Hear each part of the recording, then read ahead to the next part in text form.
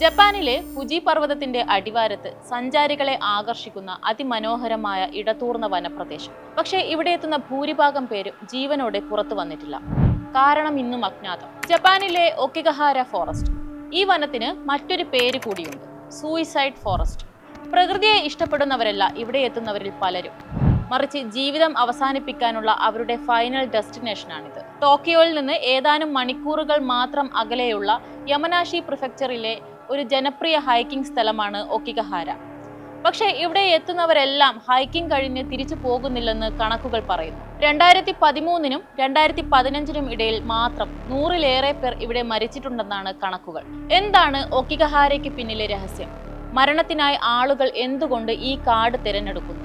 1000 വർഷത്തിലേറെയായി ജപ്പാനിലെ ബുദ്ധ സന്യാസിമാർ ആത്മത്യാഗത്തിനും തീവ്ര ധ്യാനത്തിനുമായി ഈ വനങ്ങളിലേക്ക് പ്രവേശിച്ചിരുന്നതായും വർഷങ്ങളോളം ഇവിടെ തുടർന്നതായുമാണ് കരുതുന്നത്. പോയവരിൽ പലരും തിരിച്ചു വന്നതുമില്ല. വിചിത്രമെന്ന് തോന്നുന്ന പല ആചാരങ്ങളും നൂറ്റാണ്ടുകളായി പിന്തുടരുന്നവരാണ് ജപ്പാനിലുള്ളവർ. അതിലൊന്നാണ് സോക്കുൻഷി ബുത്സു, സന്യാസിമാർ ജീവനോടെ സ്വയം അടക്കം ചെയ്യുന്ന ആചാരം. ഇവർ സ്വയം മമ്മിയായി മാറുമെന്നാണ് വിശ്വാസം.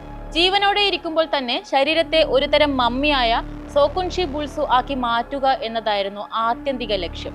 ബുദ്ധമതത്തിന്റെ പുരാതന രൂപമായ ഷുഗൻഡോയിൽ വിശ്വസിക്കുന്നവരാണ് ഇവർ. ദശലക്ഷക്കണക്കിന് വർഷങ്ങൾക്ക് ശേഷം ഈ ധ്യാനത്തിൽ നിന്ന് ഇവർ സ്വയം ഉണരും എന്നാണ് ഇവരുടെ വിശ്വാസം.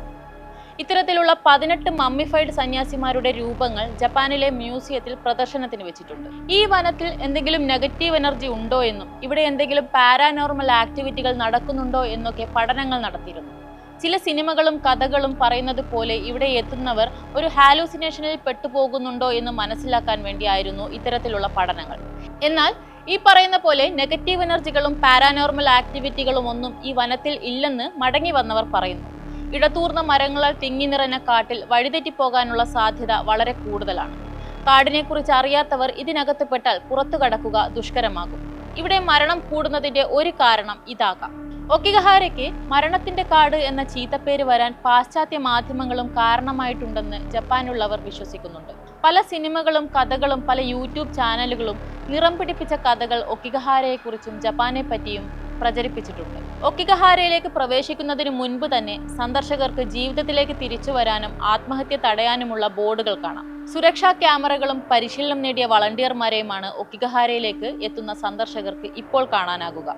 സോഷ്യൽ സ്റ്റിഗ്മകൾ മാറ്റിവെച്ചാൽ സാഹസികത ഇഷ്ടപ്പെടുന്ന പ്രകൃതിയെ സ്നേഹിക്കുന്നവർക്ക് അനുയോജ്യമായ ഇടമാണ് ഒക്കിഗഹാര.